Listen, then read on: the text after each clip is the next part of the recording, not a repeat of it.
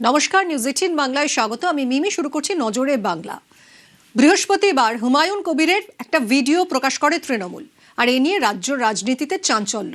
তৃণমূলের ভিডিওর সত্যতা নিয়ে প্রশ্ন তুলেছেন হুমায়ুন কবির, কিন্তু এই ভিডিওর জন্যই হুমায়ুনের সঙ্গে জোট ভেঙে দিল মিম, অর্থাৎ ভিডিওর সত্যতা স্বীকার করে নিয়েছে মিম। ऐसा अगर माइनॉरिटी बेल्ट में आ जाए और आपका यहाँ पे मुस्लिम वोटर है पहला से मैं जो 1000 करोड़ रुपया आपको मांगते हैं ना, तो मैं 300 करोड़ रुपया मैं पहले से वो जो आपको बिहार में जो चुनाव नीतीश कुमार की जो फॉर्मूला में किया, जो 1,000 करके 12 महीना में एक साल में 12,000 है, वो दे दिया 10,000 करके पर फैमिली। तो आपका कहना है कि ऐसे ही आप उसको बेवकूफ बना, लेकिन वो लोग क्या इतना बेवकूफ बनेगा? जरूर बनेगा। 1,000 रुपया आप देगी तो आपको पूरा फायदा।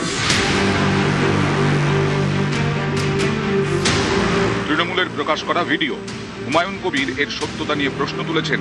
তাঁর দাবি, এই ভিডিও এআই দিয়ে তৈরি। হুমায়ুন যাই দাবি করুন, মিম কিন্তু এই ভিডিওর জন্যই হুমায়ুনের হাত ছেড়ে দিল।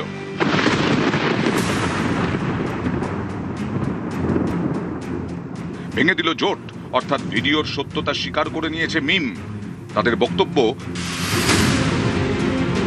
মিম এমন কোনো মন্তব্যের সঙ্গে নিজেদের জড়াতে চায় না যেখানে মুসলিমদের আত্মসম্মান নিয়ে প্রশ্ন তোলা হয়। হুমায়ুন কবিরের দলের সঙ্গে জোট প্রত্যাহার করল মিম।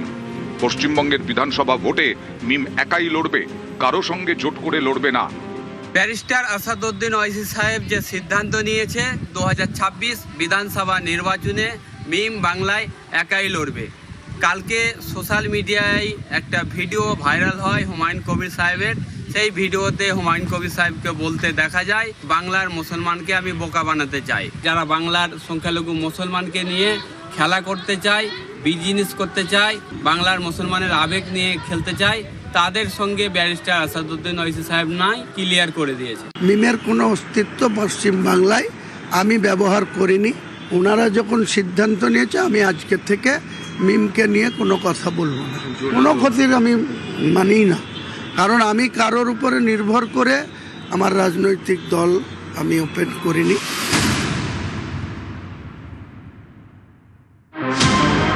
বীরভূমে কিন্তু দেখা গেছে অন্য ছবি। রামপুরহাট বিধানসভার দিঘল গ্রামে হুমায়ুন কবিরের জনসভায় দেখা গেছে এক মিম নেতাকে। ভায়োলেশন হতেই পারে রাজনীতিতে, এআই এর যুগ, মিথ্যা অভিযোগ হতেই পারে। সরকার ভয় পেয়েছে, সেই ভয়ের এখতিয়ারের দিক থেকে সেটা তো প্রমাণিত নয়। এই জিনিসটা এখন প্রচারিত রেখেছে, তার জন্য আইন আছে। আইন অনুযায়ী যখন ওটা প্রমাণিত হবে বা মিথ্যা প্রমাণিত হবে, আমাদের সুপ্রিয় লিডার তিনি তখন আবার সেইভাবে বলবেন। হুমায়ুন কবির গত বছর তৃণমূল ছেড়ে নিজের দল তৈরি করেন আম জনতা উন্নয়ন পার্টি। বৃহস্পতিবার একটি ভিডিও প্রকাশ্যে আনে তৃণমূল, দাবি করে মুসলিম ভোট ভাগাভাগি করতে সমঝোতা করছেন হুমায়ুন কবির। এ নিয়ে রাজ্য রাজনীতিতে চাঞ্চল্য। আমরা যারা মুসলমান সমাজের মানুষ, আমরা কি গরু ছাগল? আমরা কি বুদ্ধিহীন? আমরা কি এতই ধারাবাহিক যে এই রকম মানুষ আমাদের ধর্মীয় আবেগকে বিক্রি করে দেবে? এই ভিডিওর সত্যতা নিয়ে প্রশ্ন তুলেছেন হুমায়ুন কবির। তাঁর দাবি, এই ভিডিওটি এআই দিয়ে তৈরি। প্রমাণ করুক না। 2018-র 25শে জুন বিজেপিতে গিয়েছিলাম, 2019-এর 17ই নভেম্বর ছেড়ে দিয়ে চলে এসেছিলাম। ওই টাইমের বাদ দিয়ে যদি কোনো ছবি বিজেপির কোনো নেতার সঙ্গে দেখাতে পারে, এটা পুরো প্ল্যান করে হুমায়ুন কবিরকে ভয় পেয়েছে। এখন আর সোজা পথে মোকাবেলা করতে পারছে না, এআই করে ভিডিও বানিয়ে হুমায়ুন কবিরকে মেলাইন করার চেষ্টা করছে। তৃণমূলের প্রকাশ করা ভিডিওর সত্যতা নিয়ে প্রশ্ন তুলেছেন শুভেন্দু অধিকারীও। আমার নাম অনেকবার ওখানে এসেছে। প্রথমত এটা এআই দিয়ে আইপ্যাক বানানো কিনা এটাও তো দেখতে হবে। এআই দিয়ে তো সবকিছু বানানো যায়। মধ্যপ্রদেশের মুখ্যমন্ত্রীর কথা বলা হয়েছে, একবার পিএমের কথা বলা হয়েছে। গুরুতর অভিযোগ। হুমায়ুন কবির কি করবেন জানি না। ওনার এটা সেন্ট্রাল ফরেন্সিক ল্যাবে তদন্ত এবং সিবিআই তদন্ত দাবি করা উচিত। মধ্যপ্রদেশ সরকারেরও উচিত এটা স্পেশাল ইনভেস্টিগেশন দেওয়া। এআই কিনা দেখা দরকার। মিম আসাদুদ্দিন ওয়েসির দল। 21 বিধানসভা ভোটে পশ্চিমবঙ্গের 6টি আসনে প্রার্থী দেয় মিম। উত্তর দিনাজপুর, মালদা, মুর্শিদাবাদ এবং পশ্চিম বর্ধমান এই 4 জেলায় 6 প্রার্থী। মিমের 6 প্রার্থীরই জামানত বাজেয়াপ্ত হয়। সব মিলিয়ে মিম ভোট পায় 10,852। এবার হুমায়ুন কবিরের দলের সঙ্গে জোট করে মিম। তৃণমূলের প্রকাশ করা ভিডিওর জেরে সেই জোট ভাঙল আসাদুদ্দিন ওয়েসির দল। অর্থাৎ ভিডিওর সত্যতা নিয়ে হুমায়ুন কবির প্রশ্ন তুললেও এর সত্যতা স্বীকার করে নিয়েছে মিম। মুর্শিদাবাদ, মালদা, উত্তর দিনাজপুর, বীরভূম, উত্তর 24 পরগনা এই 5 জেলায় মোট 12টি আসনে এবার প্রার্থী দিয়েছে মিম। এই আসনগুলিতে হুমায়ুন কবিরের দল আর প্রার্থী দিতে পারবে না। শুধু তাই নয়, হুমায়ুন কবিরের দলের 6 প্রার্থীর মনোনয়নও বাতিল হয়ে গেছে।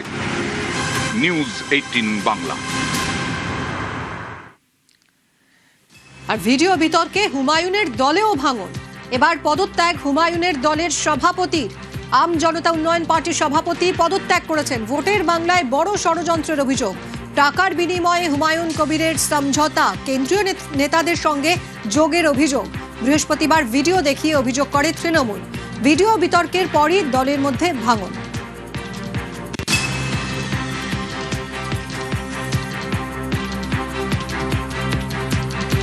এই দলটা হচ্ছে একটা ধর্মীয় ভাবাবেগ নিয়ে সংখ্যালঘুদেরকে ব্যবহার করার জন্য তৈরি হয়েছে। 200 সিটে হঠাৎ করে 3 মাসের দল এতগুলো ক্যান্ডিডেট দেওয়া এবং 1 কোটি টাকা করে বাজেট করে দেওয়া, আলটিমেটলি সেখানে জেতার উদ্দেশ্য নয়, উদ্দেশ্য হচ্ছে মুসলিম ভোট কাটা। তাহলে কাকে সুবিধা করা হবে মুসলিম ভোট কাটলে? সাম্প্রদায়িক শক্তিকে। যে দলের ভিতরে একটা ধর্মের মানুষকে নিয়ে লাফালাফি করা হয়, পশ্চিমবাংলার সম্প্রীতি বা পশ্চিমবাংলার মাটি সে কথা বলে না, যে কারণেই আমি বেরিয়েছি।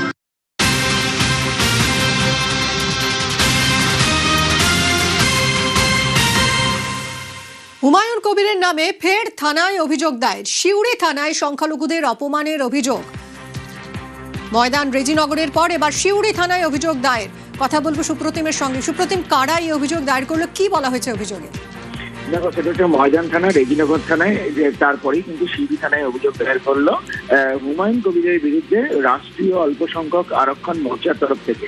এবং মোর্চার যে হাজী মোহাম্মদ পারভেজ সিদ্দিকী সাকিব, তিনি জানিয়েছেন যে হুমায়ুন কবির যেভাবে যে ভিডিও সামনে এসছে তাতে কিন্তু 1000 টাকা কোটির দুর্নীতি করেছে হুমায়ুন কবির, এবং তাকে কিন্তু একটি সমাজকে কিন্তু তার জন্য কিন্তু যথেষ্ট বদনাম হতে হচ্ছে। এবং সেই কারণেই কিন্তু তারা হুমায়ুন কবিরের গ্রেপ্তারি চাইছেন, এবং তারা চাইছেন যে শুধু রাজ্যের এই 3টি থানা নয়, তারা সমস্ত থানাতেই অভিযোগ দায়ের করবেন, এবং যতক্ষণ পর্যন্ত হুমায়ুন কবির গ্রেপ্তার হবে তারা কিন্তু আন্দোলনে নামবেন, এবং তাদের একটাই বক্তব্য যে যেন প্রকারে হুমায়ুন কবিরকে গ্রেপ্তারি চাই। আচ্ছা, ধন্যবাদ সুব্রত। हमने हुमायूं कबीर के खिलाफ FIR दर्ज कराई है। 1000 करोड़ की ये डील कर रहे थे, देश के मुसलमानों की आस्था के साथ खिलवाड़ कर रहे थे। इनका मकसद बाबरी मस्जिद बनाना नहीं था, इनका मकसद चुनाव लड़ना था और फासिस्ट ताकत को बढ़ावा देना था। ये देश को तोड़ना, बंगाल को मुसलमानों को आपस में लड़ाना, और पूरा जब स्टिंग ये वीडियो लीक हुई है, पूरा बंगाल ही मुसलमान नहीं, पूरा देश का मुसलमान आहत है। हमने 3 थाना में FIR दर्ज कराई है और मुझे उम्मीद है कि बंगाल पुलिस इसको तत्काल गिरफ्तार कर जेल भेजेगी।